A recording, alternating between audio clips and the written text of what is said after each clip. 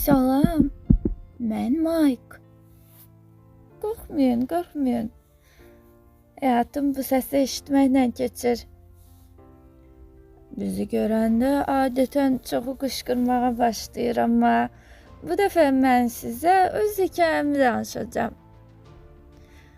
İllər əvvəl mən də bu bütün sıçovullar kimi xarabalıqlardan birində dünyaya gəlmişəm. Amma heç bilmirdim ki, bizim xüsusi qabiliyyətimiz kəşf olunacaq. Nəysə, çox uzatmayım. Keçim hekayəmə. Deməli, bir gün mən öz bacı qardaşlarımla birlikdə yemək üçün evə daxil olduq. Evdə bir oğlan oturmuşdu. Onun başı o qədər qarışmışdı ki, bizi görmədi. Məni istər-istəməz maraq bürüdü. Yavaş-yavaş oturacağına, oradan da masasının üzərinə çıxdı. Amma o hələ də nəsə qışqırmır, məni öldürməyə çalışmırdı.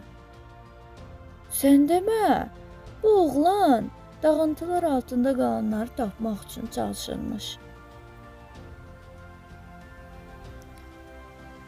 Amma heç cür onun düzəltdiyi cihazlar hədəfə gedib çatmırmış. Rəsmlərə baxdım. Gülməyim gəldi. Bunlar ki bizim üçün uşağı oyuncağıdır. Bacı qardaşlarım çağırdı. Amma mən getmək istəmədiyim üçün özümü ölüyə vurdum. Onlar qorxub yuvamıza qaçdılar.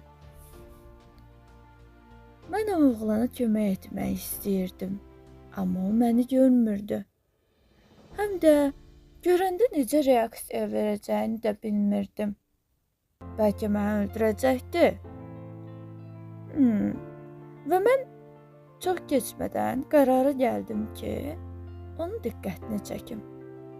Görsəm ki, məni öldürməyə çalışmır, yanına gedərəm.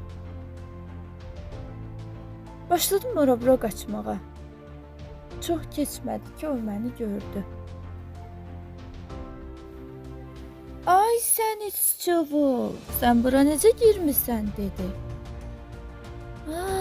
Bir dəqiqə. Bəlkə də mənə lazım olan elə sənsən, dedi və əlini mənə uzatdı. Mən qorxurdum, amma yavaş-yavaş onun əlinin üzərinə çıxdım. O məni masanın üzərinə qoydu və kağızları göstərdi.